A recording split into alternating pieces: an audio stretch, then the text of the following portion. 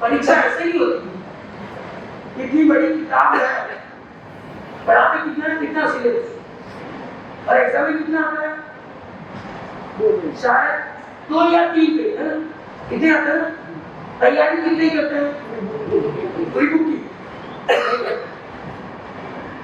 आपने एग्जाम दी तो मैंने भी दी, वो कुछ प्रश्नोत्तरी की अलग किताब लेके आते हैं। हाँ कि ये आएगा है ना। हाँ तो मान लो ये किताब में से आधी से कम होती है 14 बार, और उसमें भी हमें सहारा मिल जाता था ट्यूशन, है ना। ट्यूशन वाले को सर को पता ही होता था क्या आने वाला, तो ट्यूशन वाले कितना पढ़ेंगे, चौथे में से चौथे में से जो प्रश्न आने वाला है तो उसका ही। अब उस परीक्षा में भी कुछ नया ट्विस्ट दे दिया था कि वो जो खंबा था ना वो थोड़ा चिकना बनाया, वो लपसना होता है ना वैसा, तो क्या होगा, पीछे गिरेंगे। व्यक्ति वो मेहनत सब इकट्ठे हो गए और अपने कामों में लगे, किसकी तैयारी, परीक्षा।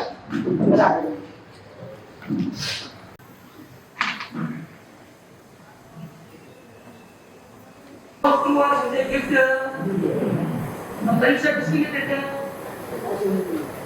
पास होने के लिए, आपके पास आने के लिए, पास आने के लिए। कि वो ऐसे एक नंबर आगे ले जाएगा तो मेरा।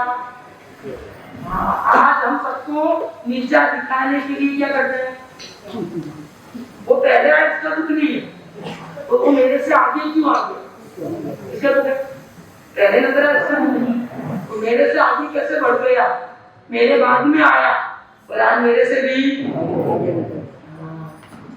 कोई कोई की कुर्बानी होती है, वो कुर्बानी लेके आता है, इसीलिए क्या होता है, हम रात भी मेहनत करते हैं और फिर भी उस मुकाम पर, और वो आया अभी 6 महीने नहीं हुआ और उसकी दुकान, तो हमें क्या हुआ, जलन होती नहीं होती, देख लेना।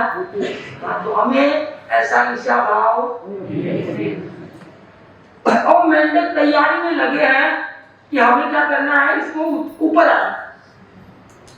सब उस दिन जमा हो गए जिस दिन एग्जाम, सब मेहनत उसमें घुसे। अब धीरे धीरे धीरे सब समय हुआ और चढ़ने, 3 घंटे में उसको चढ़ती। एग्जाम कितनी होती, और टीचर थिएटर में जाता है तो भी 3 घंटे। तो पूरी टीचर बता देता है कि हमारी फिल्म में क्या चल रहा है, उसमें क्या चल रहा है, और बाकी में होता क्या।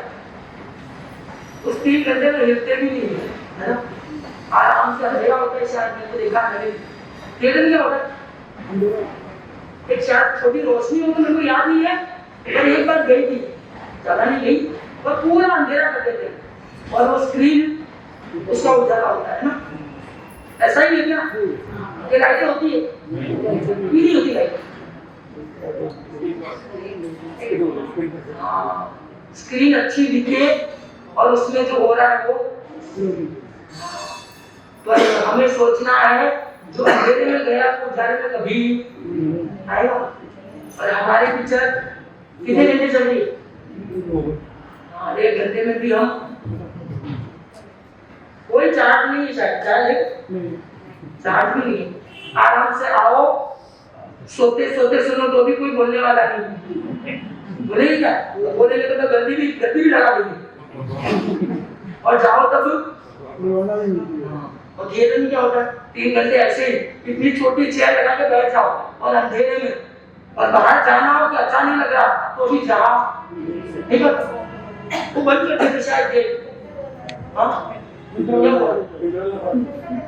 के चले गए तो, पर फिर भी छोड़ तो नहीं आते, अच्छी नहीं लगती, क्यों, ऐसे ही। तो यहाँ सब क्या मिल रहा है, फ्री में,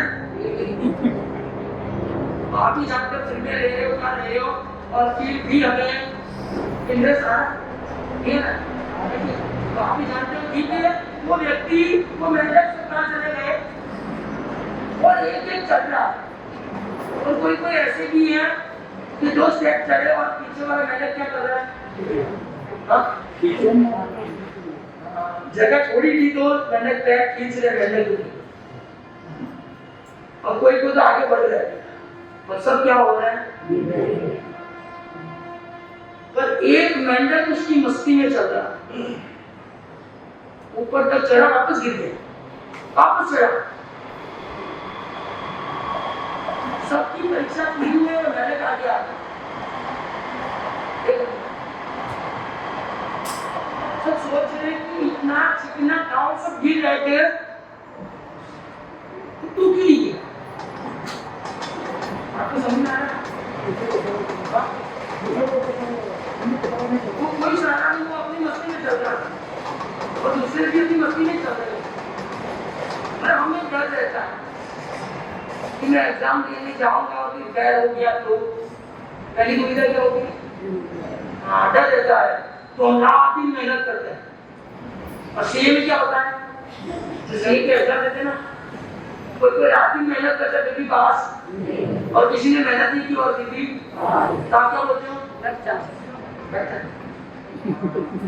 हो सकता है, और वो जानता है कि उसने कितनी मेहनत की। कभी कभी थोड़ा समय देते हैं फिर भी याद हो जाता है, और मेरे जैसे दिन रात मेहनत करे तो कहीं जाके एक पता याद हो।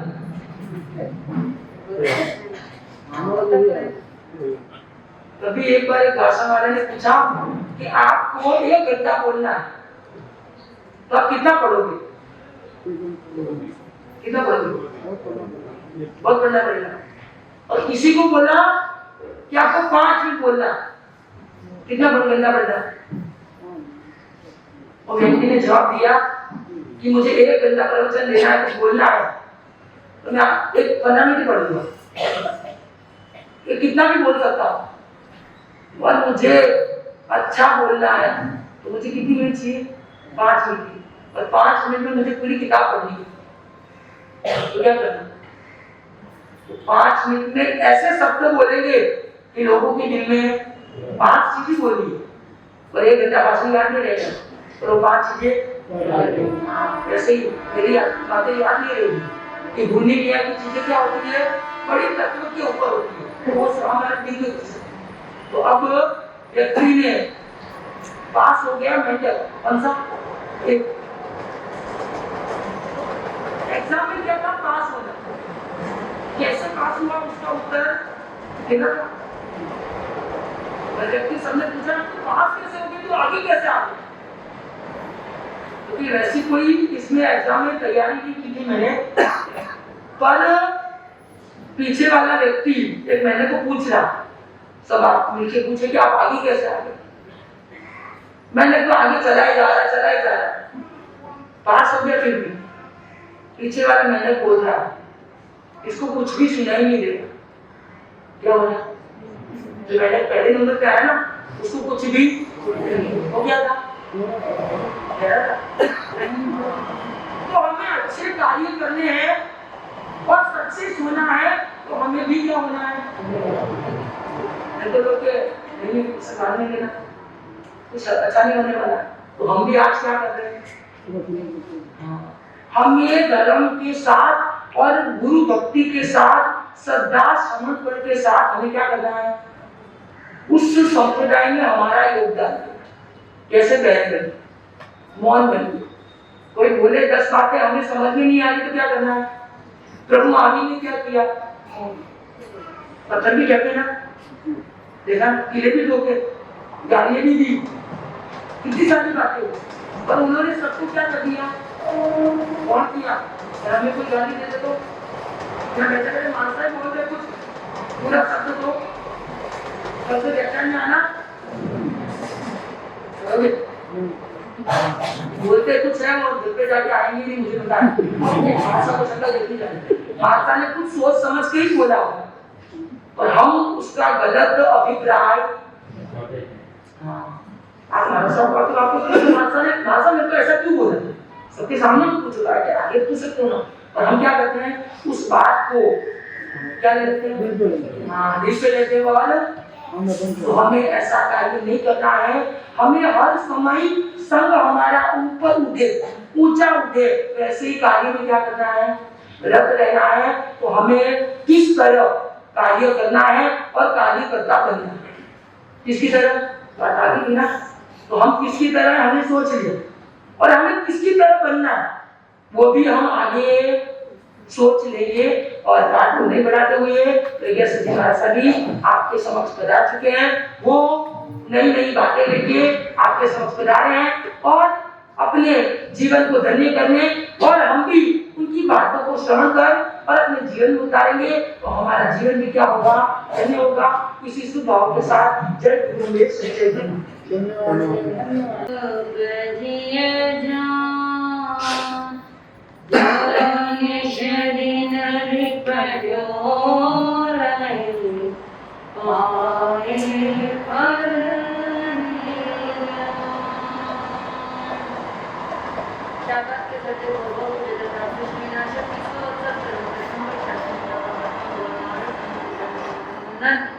उन्हें के आगे में वेचन करने वाला इमारत का स्वरूप मम आस्था ज्ञान बुद्धि आचार्य को गुरुदेव मुनि महाराज के पावन स्मृति में प्रतिपन्न मनना।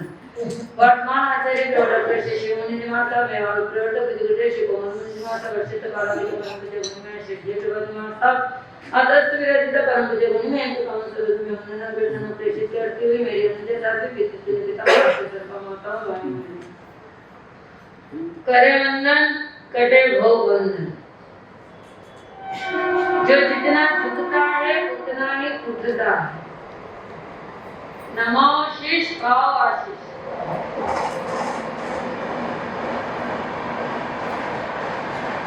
परमात्मा प्रभु की महान अमृतमय दिव्य देशना जो हमारे जैन धर्म का महान आगम उत्तरायण सूत्र जिसका प्रथम पृष्ठ ही प्रथम अध्याय ही हमें नम्र प्रवृत्ति सिखाता है, विनय सिखाता है। जब तक विनय नहीं आता है जीवन में तब तक हम किसी भी प्रकार से प्रगति, और जहाँ प्रगति नहीं है वहाँ परिणाम भी नहीं। जीवन में कितनी भी कार्य खरीद लो पर उससे आपका भला नहीं होगा। जब तक संस्कार और नमस्कार नहीं है तब तक मोक्ष की कार मिलने वाली, यानी मोक्ष का स्थान मिलने वाला नहीं है।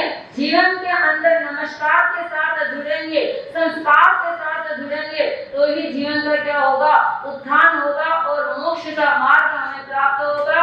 उत्तरायण सूत्र के अंदर कहते हैं कि अनानित सगरे गुरु नमो वायरे काररे इंद्रियागार संपन्न से बुच्चरी। यानी उत्तरायण सूत्र के अंदर प्रथम अध्याय की दूसरी गाथा आती है कि किस प्रकार से आना निदेश करे, यानी जो तीर्थंकर के अभाव में गुरु यानी मोक्ष आत्मा होगा, जो मोक्ष का लक्ष्य रखने वाली आत्मा है, जो अपनी आत्मा को जागृत करने वाली है, उनके लिए गुरु का सर्वप्रथम स्थान होता है।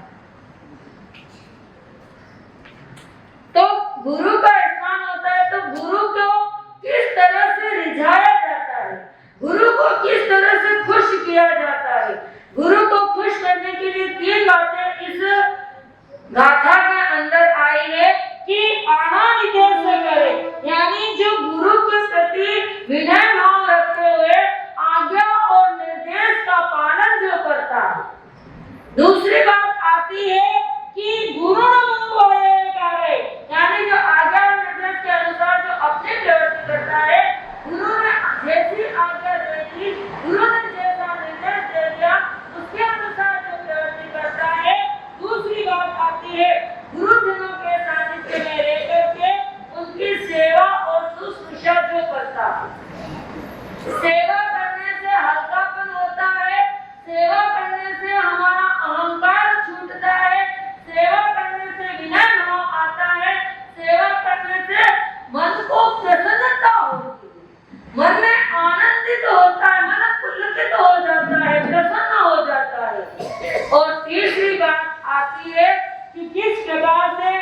इंगियाधार संपन्न, यानी गुरु के इंगित और आकृति के देख करके उनके मनोभावों को जो जानने वाला होता है वही क्या कहलाता है?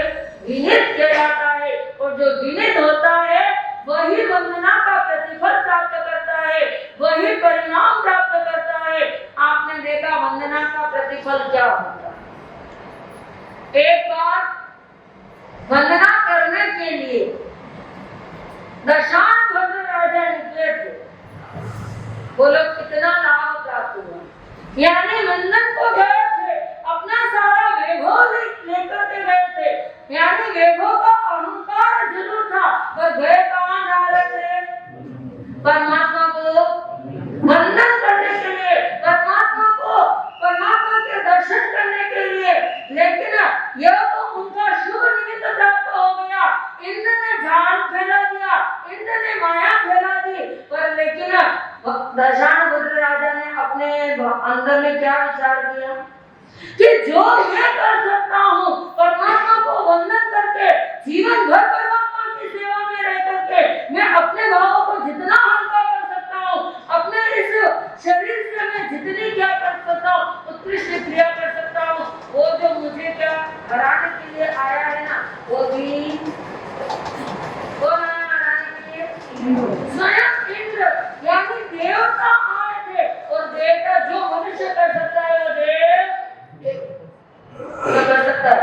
देवावितं नमः संति, देवता भी नमस्कार करते हैं। किसको करते हैं? जिसका जीवन अहिंसा, संयम और तप के साथ जुड़ा हुआ है। वंदना का प्रतिफल झुक जाना रे बड़ों के आगे, झुक जाना, झुक जाना रे बड़ों के आगे, झुक जाना। झुकने में गुण है, रुकने में गुण है। झुकते थे गौतम, झुकते थे हम भी, झुकने में झुक जाना रे बड़ों के आगे, झुक जाना, झुक जाना रे उन्हीं के आगे, झुक जाना। यानी झुकने में कितना गुण है हमने देखा है, कितनी बार सुना भी है, क्योंकि यह तो चातुर्मास प्रतिवर्ष आता ही रहता है। हर साधु भगवंत आते हैं, वो ही परमात्मा की वाणी सुना करके जाते हैं, वो ही शास्त्रों की वाणी सुना करके जाते हैं। नया तो कुछ भी नहीं है, मात्र उसका क्या होता है? पुनरावर्तन होता है। कहीं हम भूल न जाए, सब अपना अपना कहते हैं। भोजन तो वही होता है, लेकिन परोसने की कला अपनी अपनी होती है। परोसने की कला अलग अलग हो सकती है, लेकिन भावों के साथ। यानी हमारा सबसे जो परमात्मा की जो देशना है, परमात्मा की वाणी है, मसाला तो वही है। तो ऐसे इसी उत्तराध्याय सूत्र के अंदर बताया है कि कौन ऐसा, यानी परमात्मा ने फरमाया है, किसी त्रासुक ने या किसी दार्शनिक ने आकर के ऐसे पूछ लिया कि वंदना से लाभ क्या होता है। उत्तराध्याय सूत्र का 29वां अध्ययन इसका साक्षी है। सम्यक तो पराक्रम का वंदना एनम जीवे भंते किम जन गई। वंदना करने से जीव को क्या लाभ प्राप्त होता है? तब उसी में उत्तर मिलता है। कौन सा उत्तर मिलता है? उच्च गोयम बंदई निया गोयम तमम खगई। यानी जो उच्च गोत्र का बंधन होता है और नीच गोत्र के कर्मों का क्या होता है? कर्म जर्जरित होते। उच्च गोत्र की उपासना होती है और वंदना करने से तीर्थंकर नाम गोत्र का भी, हमारा तीर्थंकर नाम गोत्र के जो 20 बोल है, उन 20 बोल के अंदर यह भी आता है, जो जीव उत्कृष्ट भाव के साथ में, शुभ भाव के साथ में वंदना करते करते शुभ परिणाम आ जाते हैं, शुभ रसायन आ जाता है, तो उस जीव का क्या हो जाता है? तीर्थंकर नाम गोत्र का। बोलो हुआ कि हुआ ना? किसका हुआ? श्रेष्ठ महाराज जब परमात्मा प्रभु की सेवा में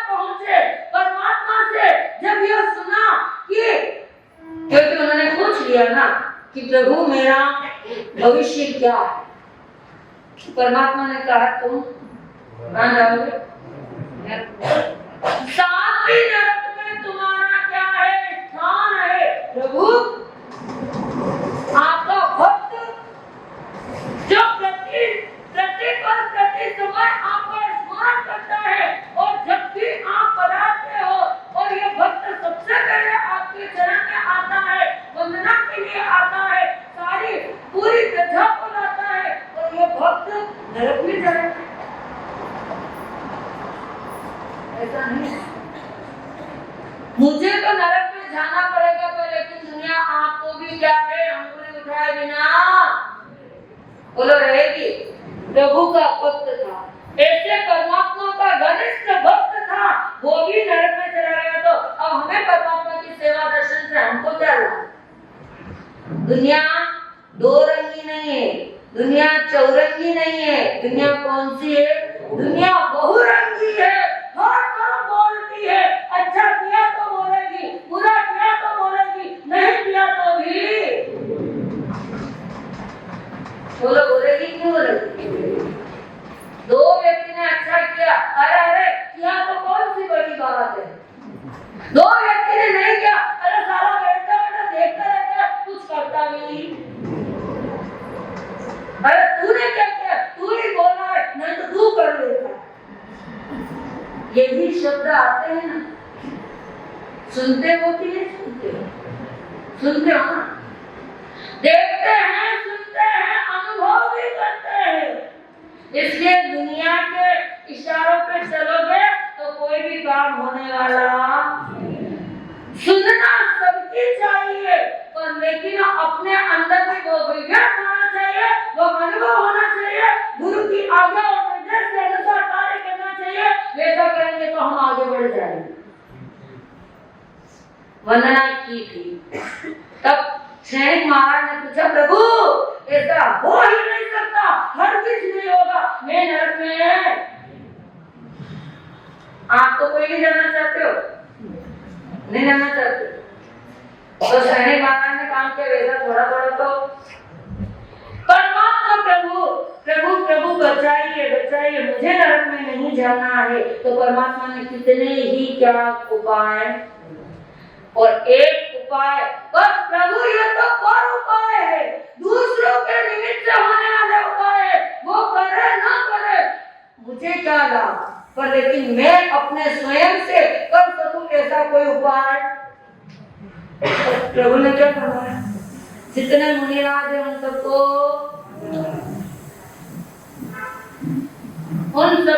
वंदना, सभी साधु मुनिराज को वंदना करते करते करते ऐसे थक चुके थे, कुछ ही साधु बाकी रहे थे। वंदना बड़े अहोभाव से की थी, बड़े शुभ भाव के साथ में की थी, पर लेकिन अब ऐसे थक चुके हैं, अब प्रभु से पूछते हैं, प्रभु अब कितने मुनिराज। प्रभु ने फरमाया बस हो गया, नहीं मैं नरक में, मुझे तो सभी मुनियों को क्या करना, क्योंकि उस समय उनको इतना पसीना आ गया, जीवन भर के अंदर भले कितने ही बड़े बड़े युद्ध संग्राम किए होंगे, उतना पसीना किसी में भी नहीं आया। पर आज ऐसे मुनि वृंदों को वंदन करते करते क्या हो गया, पसीना छूटने लगे। आखिर शरीर तो शरीर होता है, ये थकता ही है और ये हारता भी है, पर लेकिन जिसका मनोबल मजबूत होता है वो थक करके भी क्या हो जाता है, आगे बढ़ जाता है। तो ऐसा सैनिक महाराज ने, प्रभु प्रभु नहीं, मैं तो सभी मुनियों को क्या करूंगा। प्रभु ने कहा अब करोगे तब भी लाभ, जो जितना लाभ होना था। सातवीं नरक का आयुष्य कटता कटता कटता पहली नरक के मात्र 84,000 वर्ष शेष रहे। कितने?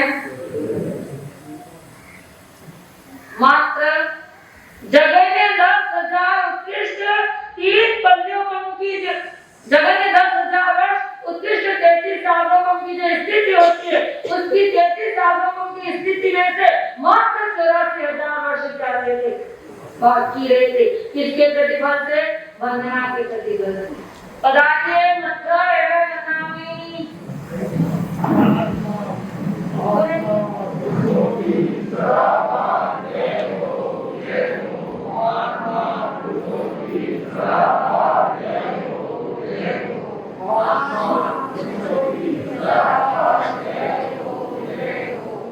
स्वागत किंचरणों का, स्वागत किंचरणों का, स्वागत किंचरणों का, स्वागत किंचरणों का, स्वागत में बलि बलि जाए गणेश सफलाए, स्वागत में बलि बलि जाए गणेश सफलाए।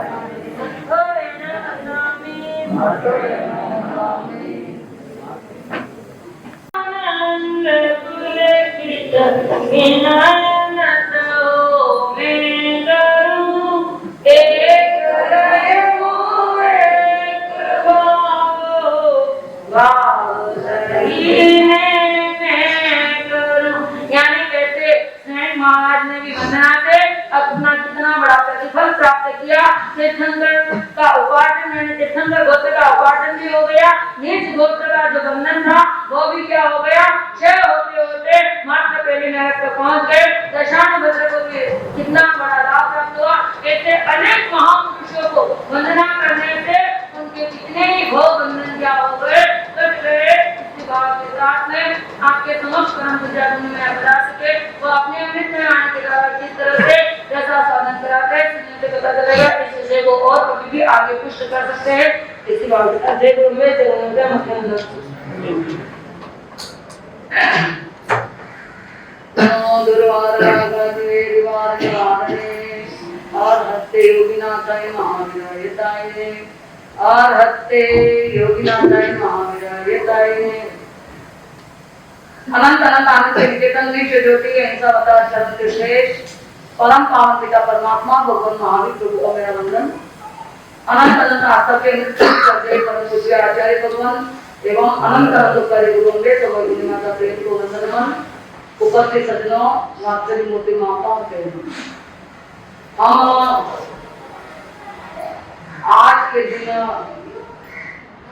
ऐसे प्रसंग से जुड़े हुए हैं। आपको विषय पता लग गया ना? ऐसा विषय आया है, शायद मैंने सुना है कि करो वंदन, पहले वंदन आया, करो वंदन कटे। हाँ, क्या करना है वो पहले कर दो, जो नहीं होने का होगा वो तो हो गई। तो ऐसा आपने सुना है कि पहले वंदना प्रारंभ, और वंदना प्रारंभ करने के बाद में जो होना कर हो जाए। भगवान अरिष्ट नेमि के शासन में 18,000 मुनिराज, 18,000। और कृष्ण महाराज जब देखा कि इतने सारे मुनिराज हैं, वंदना भी सबको बराबर, यानी वंदन बराबर करना है कि ऊंचा नीचा, और वंदना के दोष कितने हैं? वंदना करें फिर भी दोष, सामाई करें न सामाई के दोष। अरिष्ट भगवान के सभा में जब श्री कृष्ण महाराज पहुंचे, और कृष्ण महाराज ने भी ऐसा ही चाहा कि गुरुदेव मुझे भगवान वंदना तो सबको करनी है, 3 और उन्होंने तो 360 संग्राम और 360 संग्राम में उनको इतना श्रम नहीं पड़ा, लेकिन 18,000 भगवान महावीर के कितने? अरे साधु मुनि 14,000 और भगवान लक्ष्मी के 18,000। उसमें आप देखिए कृष्ण ने एक दिन विचार किया कि मुझे तो सब मुनिराज को बराबर वंदन करना अहोभाव से, और उन्होंने सारे मुनिराज को बराबर एक ही भाव से अहोभाव पूर्वक एक समान भाव से सबको क्या किया, और अभी आप सुन रहे थे, श्रेणी महाराज का भी सुन रहे थे। पहले तीर्थंकर की सभा में अंतिम तीर्थंकर थे और अंतिम तीर्थंकर की सभा में आने वाले है कि नहीं? पहले तीर्थंकर भगवान ऋषभ देव की सभा में जब हमारे भरत चक्रवर्ती उनके पुत्र चक्रवर्ती ने पूछा, प्रभु स्वामी इस धर्म सभा में ऐसा कोई है जो आपके समान अतिशयशाली होगा? तो भगवान ऋषभ भगवान ने कह दिया, इस सभा में नहीं है पर सभा के बाहर तुम्हारा ही पुत्र मरीचि कुमार मुनि हुआ है, वो त्रिदंडी है। मेरे साथ में उन्होंने क्या नहीं किया? बराबर का व्यवहार नहीं लिया। वो थोड़े कमजोर हैं और वो बाहर बैठे हैं, धर्म उनको बहुत प्यारा है और धर्म के साथ जुड़े हुए हैं, लेकिन वो कमजोर है, पालन नहीं कर सकते, इसलिए मेरे सभा में नहीं आ सकते। वो मेरी सभा में आने हुए भी कतराते हैं, उनको मेरी सभा में आने का भी साहस नहीं है, लेकिन बाहर बैठे हैं। आने वाली 30 चौबीस के अंतिम तीर्थंकर वो होगा। किसने बोल दिया? हाँ। और भरत चक्रवर्ती ने विचार किया, उनका ही पुत्र है ना, और पुत्र अतिशयशाली हो, बलवान हो, तो पिता को कितना? पुत्र कितने प्रकार के? एक तो अतिजात पुत्र, एक अनुजात पुत्र, एक दुलंगार और एक सबसे निम्न। आज कौन से पुत्र होते हैं? भगवान ऋषभ देव के अनुजात पुत्र कौन थे? भरत चक्रवर्ती, छोटे, क्योंकि वो तीर्थंकर थे, उनके पुत्र चक्रवर्ती थे, तो छोटे हो गए ना। तीर्थंकर पद बड़ा है, चक्रवर्ती छोटा। इस तरह से तीर्थंकर ये अनुजात हो गए, लेकिन भरत चक्रवर्ती के लिए तीर्थंकर उनके पिता क्या है? ऊंचे थे।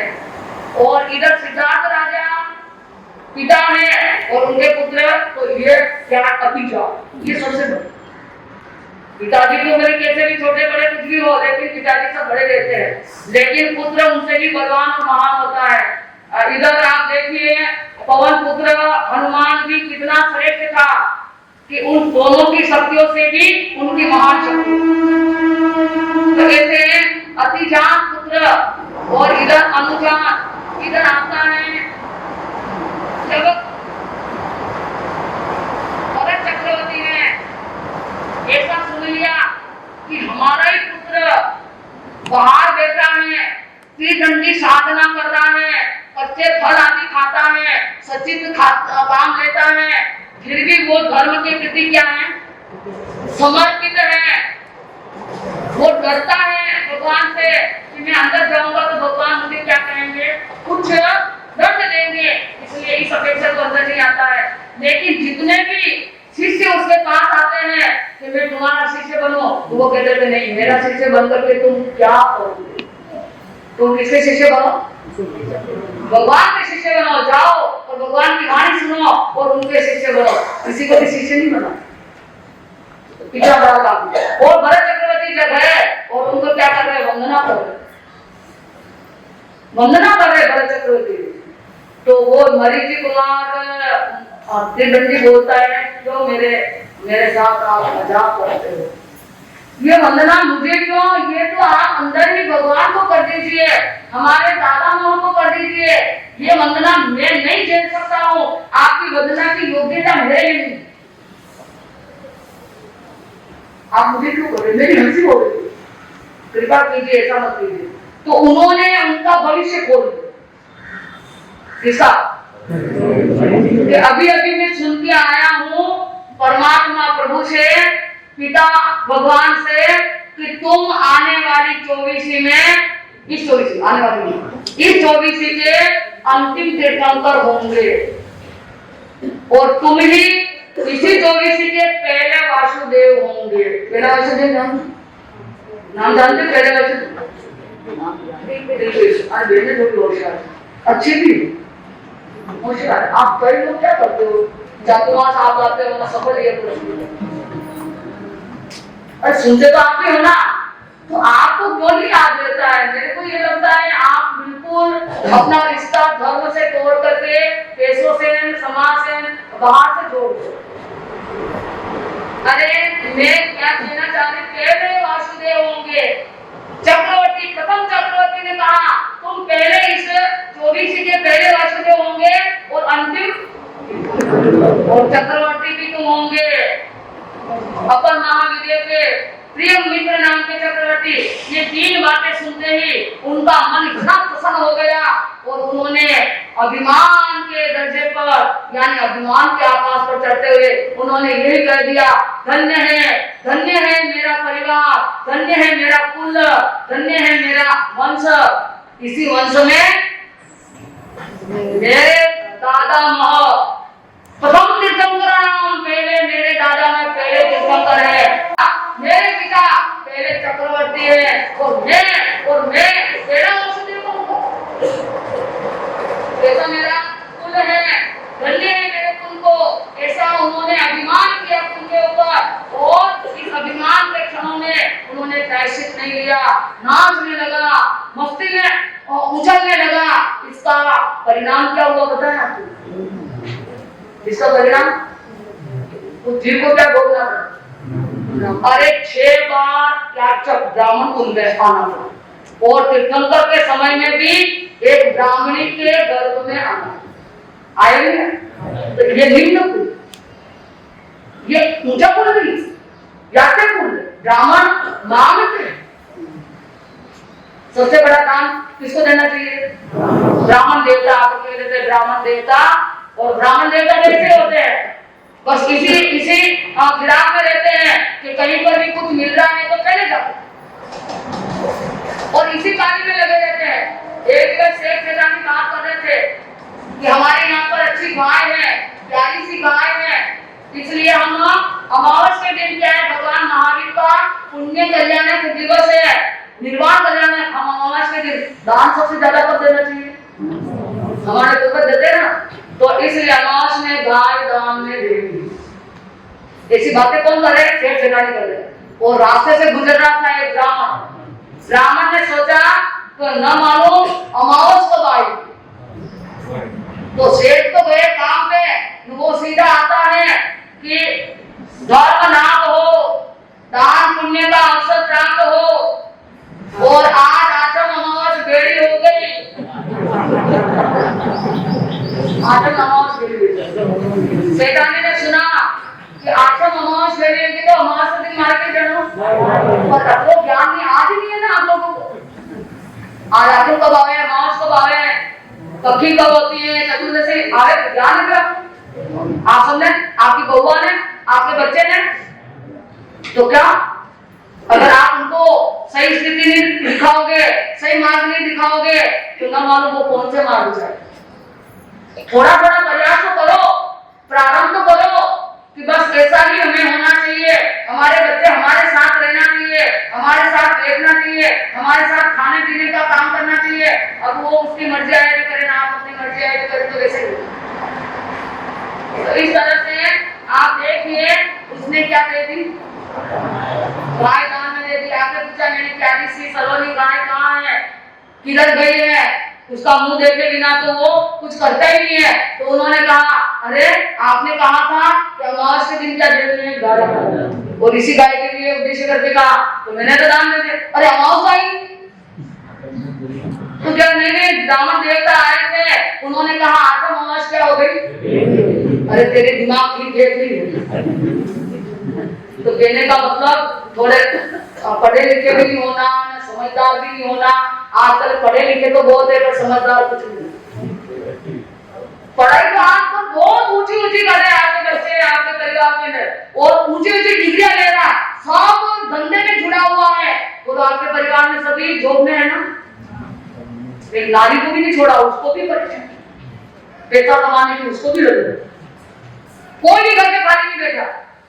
कोई क्या मिला है तो अरे जॉब है, हमारे साथ क्लासे हैं, वो है, कोई आने को तैयार। तो अब क्या किया जाए ऐसी स्थिति के साथ, हमें उसको लिए क्या करना चाहिए, ये अभी सोचना पड़ेगा कि आपको उसके साथ क्या करना है। हर व्यक्ति कमाता, पुराने जमाने में एक कमाता 10 खाते, पुराने में हमारे पूर्वजों में घर की औरत जाती थी कि बाहर, पर्दे से बाहर ही नहीं जाती थी, दीवार से बाहर ही नहीं जाती थी, और पूरा अपना चेहरा ढक करके किसी को यही नहीं लगता था ये किसकी औरत। इतनी सभ्यता वाली थी, इतने शुद्ध संस्कारों वाली थी, कहीं नहीं जाते। आज हमारी बहनें जो भी है वो भी हर जगह जाती, कोई जगह नहीं छोड़ती। तो पहले एक कमाता 10 खाते, आज 10 कमाते 10 ही भूखे। पहले एक मुखिया था परिवार का, सब सुखिया थे, आज सब मुखिया सब दुखिया। आपको लग रहा है ऐसा कि नहीं लगता?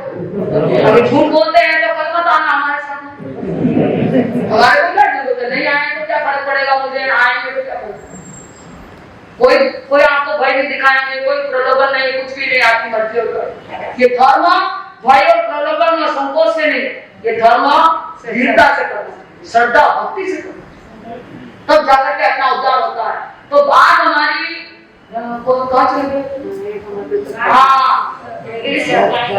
इसलिए हमारे को पहुंचना चाहिए।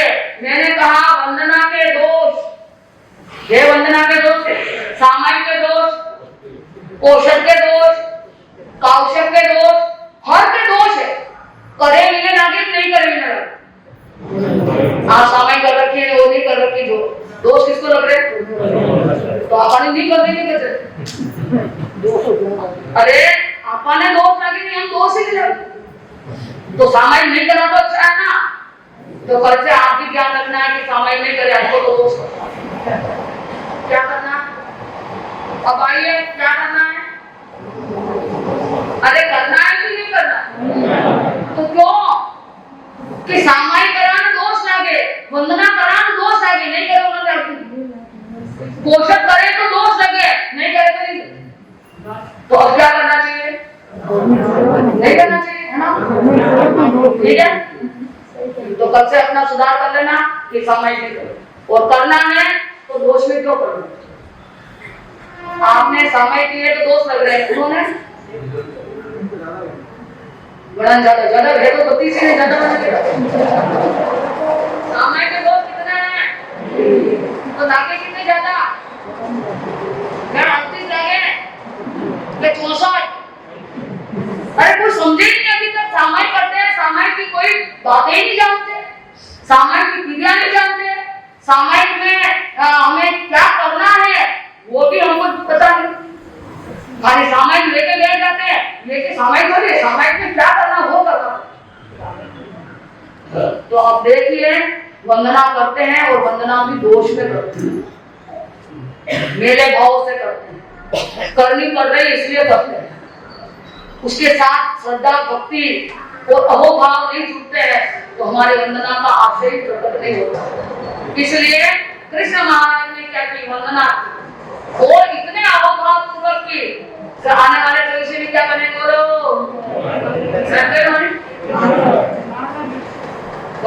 अभी कहाँ है? अभी कहाँ है? ढूंढो, नरक तो साथ में गई। हाँ अभी नरक में, और नरक से निकल करके कौन बनेंगे? ये सब वंदना का प्रभाव। अगर वंदना नहीं करते, अरे कृष्ण महाराज ने पूछ लिया भगवान मैं दीक्षा ले सकता हूँ, तो प्रभु ने कहा तुम दीक्षा नहीं ले सकते। बिना पूछे कभी जवाब ही नहीं देते।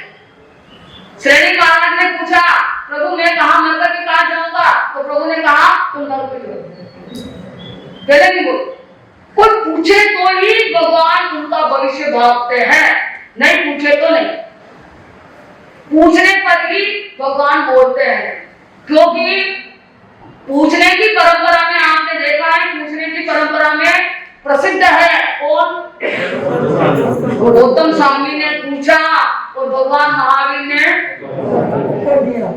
जवाब दे दिया। अब गौतम स्वामी तो महान ज्ञानी थे, उनको पूछने का लिए उनको क्या प्रदर्शन करना है, क्यों पूछा? वो तो सब जानते थे। तो आप इस बात को बता सकते हैं? और वो नहीं है, ये बातें ऐसे नहीं हल होती है। इन बातों को हल करने के लिए हमें बहुत वक्त देना पड़ता, और साधुओं को वक्त की जरूरत है, रक्त की। तुम्हारा रक्त हमें नहीं चाहिए। आजकल रक्त का क्या करते हो आप? हाँ, रक्तदान। इस दुनिया को रक्त देते हो, लेकिन साधु को रक्त नहीं चाहिए, वक्त दे। और वक्त दोगे तो सारी समस्या का सुलझान होगा। वक्त ही नहीं है, बस 10 बजे बस करो। हाँ, अब आने का समय नहीं, तो जाने का। सभी के आने का समय किसी का नहीं है। मर्जी आए तो 9 बजे आ रहा है, कोई 9:15, कोई 9:30, कोई 9:45, कोई 10। तो क्यों नहीं ऐसा है? हमें समय के साथ बांधते हो, स्वयं समय के साथ नहीं बंधते हो। संसार में सब यथावत कार्य हो रहे हैं, लेकिन धर्म कार्य में इतनी भीड़, ये चल रही नहीं चल रही, तो उसके लिए कुछ करना। तो भगवान महावीर से गौतम ने पूछा, तो भगवान महावीर ने हर बात कही। तो को किसने सुना, किसने पूछा? तो गौतम ने। भगवान ने फरमाया, और सुना किसने? आप ही हानि होते, आपने भी सुना है ना। तो बोलो ना, क्या फरमाया भगवान ने? कि खाना पीना मौज मस्ती आराम से लुटाना, यही तो बोलो। अपन सब थे वहां, लेकिन उनकी बात की आदर नहीं किया, उनकी कदर नहीं की, उनका सम्मान नहीं किया, उनकी बात का महत्व नहीं समझा, इसलिए भटक रहे। नब्बी और भटक नहीं तो है। तो गौतम स्वामी ने पूछा, भगवान महावीर ने फरमाया, और सुनने वाला कौन? हाँ बताओ बताओ बताओ। कई छोटो नहीं, कोई पता है ना पता है, बस लापता में जी रहे। खबरिया, कोई खबरिया नहीं, सब खबरिया में। अरे सुधर्मा ने सुना, और सुधर्मा की पूरी सभा ने सुना। भगवान की बात कहां तक पहुंची? भगवान की बात कहां तक पहुंची? सुधर्मा तक पहुंची, लेकिन सुधर्मा तक रही नहीं, पुनः बात प्रारंभ हुई। बोलो बोलो, आप तो बोल सकते हो। जम्बू स्वामी ने पूछा कि ज्ञात पुत्र, मोक्ष को प्राप्त पुत्र, ज्ञात पुत्र भगवान महावीर ने क्या फरमाया, जिससे हमारे जीवन में सामाजिक रूप से, आध्यात्मिक रूप से, ऐतिहासिक रूप से हमारे जीवन में कुछ नया परिवर्तन हो। उसके लिए बार बार इसने पूछा। हाँ, बात प्रारंभ कहां से हुई? पूरी कहां हुई? बस अब अपने को जरूरत ही नहीं पूछने की। अरे जम्मू के बाद पूछने की कोई जरूरत नहीं हुई ना, पूछ नहीं है कोई। माता लड्डू में रखे तो भी खा लो, और ना क्या नाम है, नमकीन रखे तो भी खा लो, पर ये नहीं कहो कि माता वैसा क्यों। पूछने परंपरा ही समाप्त, पूछने की परंपरा खत्म। तो भगवान की वाणी कहां जाकर ठहर गई? हाँ, 4 महावीर स्वामी, गौतम स्वामी, सुधर्मा, जम्बू, 4 स्वामी। ये 4 स्वामी हमारे धर्म रक्षक हैं। इन 4 में से सबसे अच्छा कौन है? बस हमारे क्या सवाल। इन 4 में से सबसे अच्छा कौन है?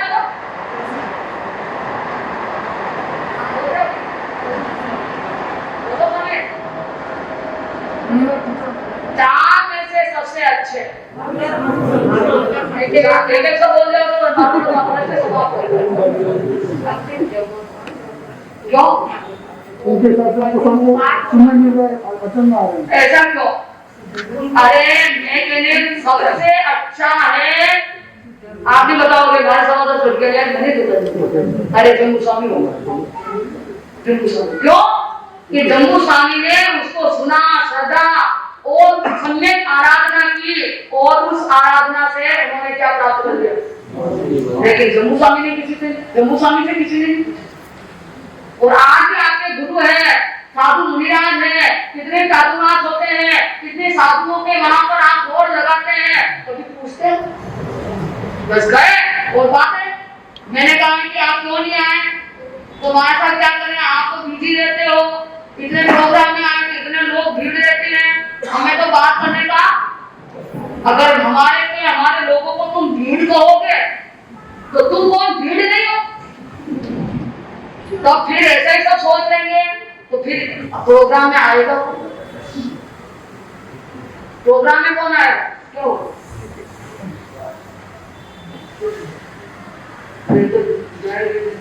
प्रोग्राम में कौन आए? सब होते गए, भीड़ में नहीं आए। अलग से आए, कोई तो 11 बजे आ रहा है, कोई 12 बजे व्याख्यान सुनने का समय है, और 2 लोग 3-4 लोग आए, मासा हमारे काम में 10 बजे आधा घंटा बात परेशान करो, ये क्या है? और व्याख्यान में आए तो मासा व्याख्यान में आए तो आपको सबके साथ मिली रहते हैं, अलग से आए तो पूरे दिन कैसे क्या व्यवस्था? इसलिए समय से आए, समय से कार्य करें तो हमें भी सुविधा होगी। तो एक आपको ये ध्यान देना है कि बात इसलिए में जम्मू स्वामी ने जो भी सुना है सारा सुनकर के उन्होंने वैसा ही किया, और उनके बाद में पूछने की परंपरा क्या होगी? समाप्त हो गई। इसलिए आज तक वो बात वही जाकर के बैठी हमारे तक पहुंची, और हमारे तक पहुंची आज जो भी हमें तो जम्मू स्वामी का ही है प्रसाद। अगर जम्मू स्वामी आज तक हमारे को ये जो भी 32 शास्त्र है, आगम ग्रंथ है, सूत्र है, जो भी है सब उन्हीं की बात हमने आगे प्रसारित की है, क्योंकि पहले परंपरा किताबों की नहीं थी, लिखने की नहीं थी, सुनने की, सीखने की, समझने की। इस परंपरा में 1000 वर्ष भगवान के बाद निकल गए, बस सुनना, सीखना, सुनाना, यही क्रम था। लिखना या कॉपी किताब में उनकी कोई जरूरत नहीं, उसके बाद में करी। तो इस तरह से पहले का अर्थ पूछने की परंपरा समाप्त है। जम्मू स्वामी का रोज एक बार नाम स्मरण करो और वंदना करो। वंदना करने से कर्म क्षय होते हैं ना, पूजा गोत्र वंदना है ना, तो आप रोज कहीं करो भगवान महावीर का पत्र मुनिराज है, मोक्ष कितना गया? अरे 700 थोड़ा में रोज ही एक बार वंदना, एक महीने तो करो, मोक्ष गया एक 36,000 साधुयां भगवान की, उन्हें मोक्ष कितनी गई? बोलो, आपने याद है? तो आप बनाने कर लीजिए, ठीक है? ये बनाने करे मुनि ने, आप कितने करो? चंदन वाला आदि जो भी 36,000 में जितनी मोक्ष गई उनको इतना आप करोगे तो भी आप उनके स्थान को प्राप्त कर सकते। बहुत अच्छी बात है, वंदन करो, वंदन अटे भो वंदन, यानी वंदना करोगे तो सारे भव का बंधन क्या हो जाएगा। तो इसके तो बहुत बड़े बड़े ग्रंथ भरे हुए हैं कि जिन्होंने वंदना करके अपना अक्षय सुख प्राप्त किया है, आगे का रास्ता निकाला है और रास्ते में चलने की प्रक्रिया प्रारंभ हुई है। ऐसे महान पुरुष कितने हुए हैं जिनको हमें जानना होगा, उनका आदर्श अपनाना होगा। अगर ऐसा हम करते रहेंगे तो बहुत अच्छा आनंद आएगा। यहाँ आनंद, आगे भी आनंद, सर्वत्र आनंद हो, ऐसी मंगल कामना गुरु अमृत होगा के तो नमन वंदन करके, पूर्णी माता प्रेम का आशीर्वाद लेकर के उनसे नम्र निवेदन पूर्वक प्रार्थना करेंगे। आपकी मंगल में छत्र छाया, आपकी कृपा, आशीर्वाद और आपका स्नेह प्यार हमें मिलता रहे, हमारे को प्राप्त होता रहे, ऐसी मंगल कामना बोले। ओम शांति शांति। बोले भगवान महावीर स्वामी की जय।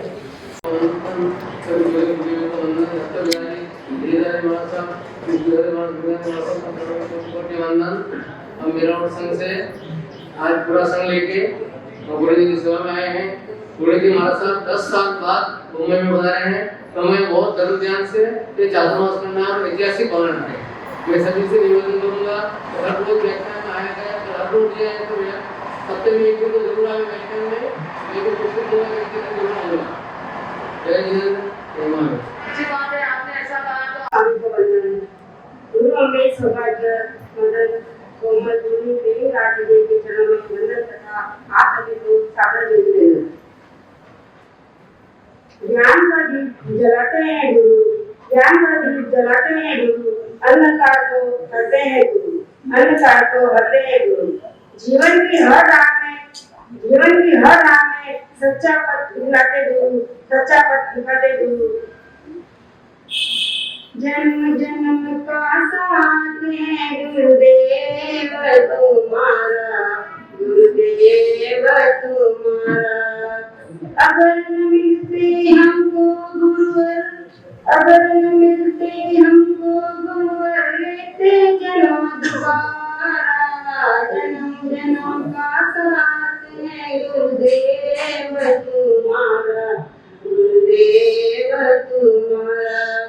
जीवन का आधार है तेरा एक सहारा, अमृत सारस देता है सो बदनाम तुम्हारा। गुरुदेव को पाके धन्य हुआ संसार हमारा। जन्म जन्म का सहाते हैं गुरुदेव हमारा, गुरुदेव हमारा। जिस मन में तेरा नाम है प्रेमा गुरुमान है। जिस मन में तेरा नाम है प्रेमा गुरुमान है। हम सब ने पाया जैसे मोक्ष का नाम है। गुरु जी मेरे रोम रोम में तेरा नाम पुकारा। जन्म जन्म का साथ है गुरुदेव तुम्हारा, गुरुदेव तुम्हारा। तन मन धन सब बार दूं गुरुदेव के चरणों में। हर पल तुमको ही जाऊं यही कामना है मन में। कृपा से मेवाड़ भवन में होता है उजियारा। जन्म जन्म का साथ है गुरुदेव तुम्हारा, गुरुदेव तुम्हारा। आज मैं देवानंद कहते थी देवा बिल्कुल थोड़ा सा पढ़ना लेने उनको बहुत लोग पूजा और संगीत करते शुभकामना देते हैं। आप जियो हजार साल आपके जीवन के हजार साल। बहुत बहुत धन्यवाद। आज हमारे मेवाड़ संघ मुंबई के अध्यक्ष श्रीमान नरोत्तम साहब का जन्मदिवस है। मेवाड़ संघ मुंबई की तरफ से और हम सब की तरफ से उनको लाख लाख बधाइयाँ। आपका जीवन ऐसे ही सामाजिक कार्यों में लगा रहे। आप अपने इस उत्कर्ष के साथ उत्कृष्टतम की ओर पहुंचे, यही हमारी शुभ भावना है।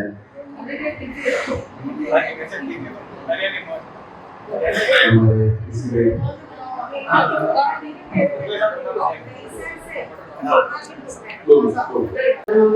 मेरा कोटि शिवंदन पाठ पत्रिका की 40 आत्माओं को मेरा वंदन। आप सभी को मेरा सादर जय जी। आठों पहर ध्यान धरो प्रभु तुम ही सहारा है। आठों प्रहर ध्यान धरो प्रभु तुम ही सहारा है। मेरे अंतर मन को प्रभु तुम ही तो प्यारा है। तेरे बिन कौन यहाँ जिसे मैं मानूं यहाँ। तू ही प्रभु नाथ मेरा तुमसे ही किनारा है। आठों पहर ध्यान धरो प्रभु तुम ही सहारा है। तू ही प्रभु शक्ति मेरी, तू ही प्रभु भक्ति मेरी। तू ही प्रभु सब कुछ है, तेरा उजियारा है। आठों पहर ध्यान धरो प्रभु तुम ही सहारा है। विषय कसायों में प्रभु भटक रहा निस दिन। तेरे जब ध्यान करूं, तेरा जब ध्यान करूं, पाया छुटकारा है। आठों पहर ध्यान धरो विपदाएं साथ टली प्रभु नाम जो की जगी। विपदाएं साथ टली प्रभु नाम जो की जगी। लक्ष्य अब पा जाऊं बस एक रही नारा है, आठों पहर ध्यान धरो, प्रभु एक ही सहारा है। हर पल आँखों से दूर न हो, मन ये मजबूत हो, हर पल हर क्षण में प्रभु तेरा ही नजारा है। आठों पहर ध्यान धरो, प्रभु तेरा ही सहारा है। जय जिनेन्द्र, जय महावीर स्वामी के चरणों में कोटि सी वंदन। गुरु अम्बेश सौभाग्य मदन कोमल रमेश के चरणों में कोटि सी वंदन। गुरु प्रेम उगम राज विजय के चरणों में कोटि सी वंदन। अत्र विजय मां सती विजय दत्ता जी आदि ठाणा के चरणों में कोटि सी वंदन। नमः। तुझको पुकारो महावीर, तुझको पुकारो महावीर, आजा कब से खड़ा हूँ तेरी चाह में, तुझको पुकारो महावीर। चारों तरफ घोर अंधेरा नहीं, सूझे किनारा, कामी क्रोधी और मोह माया ने प्रभु डाला है डेरा।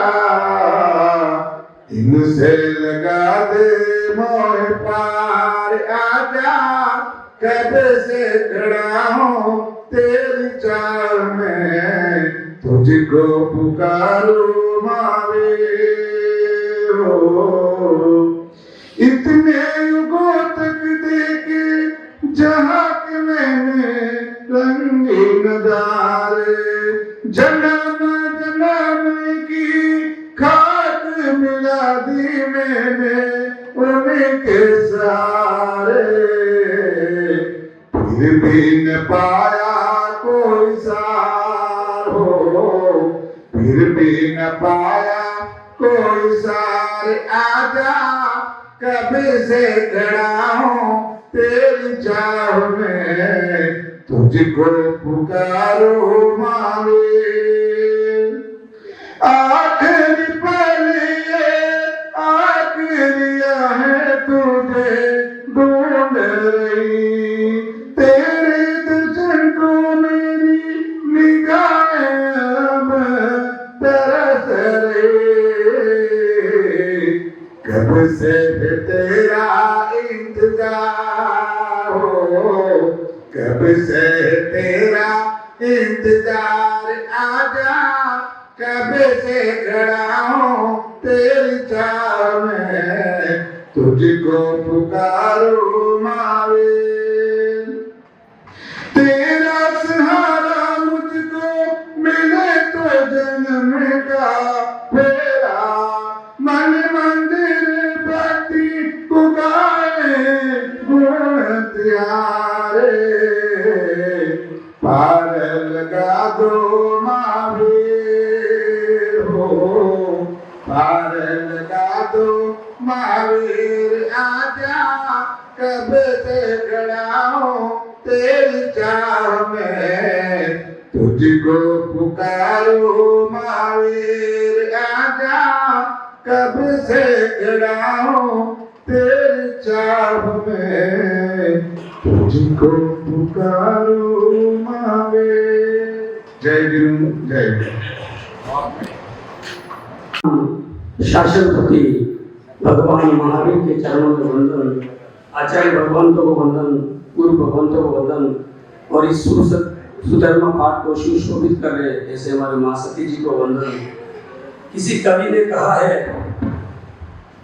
भीगने का अगर शौक है तो मेरे माँ सती जी के चरणों में आकर बैठो, भीगने का अगर शौक है तो मेरे माँ सती जी के चरणों में आकर बैठो। ये बादल तो बरसों में बरसते हैं, ये बादल तो बरसों में बरसते हैं, लेकिन मेरे माँ सती जी की रहमत हर पल बरसती है, मेरे माँ सती जी की रहमत हर पल बरसती है। गुरुड़ी मैया बहुत कुछ लुटा रही थी, हम कितना लूट पाए ये अपने ऊपर है, तो मैं 2 लाइन में कहना चाहूंगा। मेरी गुरुड़ी का दरबार है, ये सबसे बड़ी सरकार है, यूं बैठे बैठे कुछ भी हाथ में आएगा, यूं बैठे बैठे कुछ भी हाथ में आएगा, जो गुरुड़ी के घर आएगा वो पाएगा, जो गुरुड़ी के घर आएगा वो पाएगा। गुरुड़ी सा को मनाने का ये मौका रोज न आने का, गुरुड़ी सा को रोज मनाने का ये मौका रोज न आने का। घर छूट गया तो बाद में तू पछताएगा, घर छूट गया तो बाद में तू पछताएगा, जो गुरुड़ी के दर आएगा वो पाएगा, जो गुरुड़ी के दर आएगा वो पाएगा। गुरुड़ी आज लुटाने को, गुरुड़ी आज लुटाने को, बैठे हैं खोल खजाने को, बैठे हैं खोल खजाने को, जो लूटेगा वो माला माल हो जाएगा, जो लूटेगा वो माला माल हो जाएगा, गुरुड़ी के दर जाएगा वो पाएगा, गुरुड़ी के दर आएगा वो पाएगा। जो गुरुड़ी के चरण में आते हैं अरमान दिल से लाते हैं, जो गुरुड़ी के चरणों में आते हैं अरमान दिल से लाते हैं। ये कहता हूँ वो खाली हाथ न जाएगा, मैं कहता हूँ वो खाली हाथ न जाएगा, गुरुड़ी के दर में आएगा जो पाएगा, गुरुड़ी सा के दर आएगा वो पाएगा। आज मीरा रोड देश शिक्षण की बारी है। पधारे हुए सभी मेहमानों को निवेदन करता हूँ, विनती करता हूँ कि मैं आतिथ्य स्वीकार करके पधारे। जय जिनेंद्र, जय महादेव।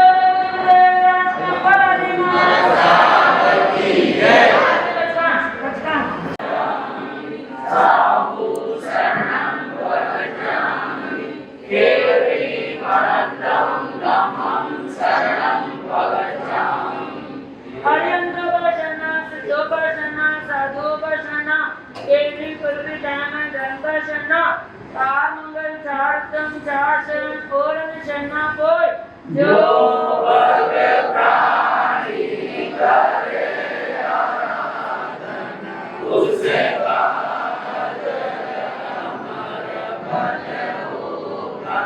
उससे का सदा मंगल होगा आगोचे अमृत वसेला पितामंदा श्री गुरु को तन समझिए मन